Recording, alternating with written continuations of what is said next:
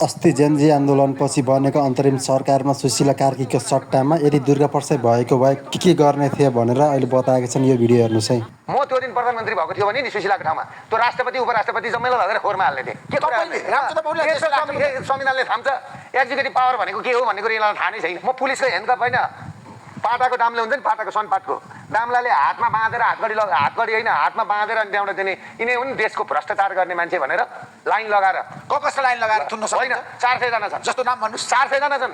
16 जना त नि यस्तो तस्कर व्यापारी छन्। को छ 16 जना तस्कर व्यापारी? विदेशी दल। आज भन्नुहोस्। मैले भने त पवन गोल्यानदेखि नि दिपेन्द्र अग्रवालदेखि जम्मै छन् यहाँ तस्कर। नामहरु भन्नुहोस् को भने सबैको नाम मलाई आउँदैन। पवन गोल्यान एकजना। अहिले मैले 100 जनाको तयारी गर्दैछु। त्यसो पवन गोल्यानलाई तपाई हत्कडी लाएर थुन्नुहुन्छ होइन?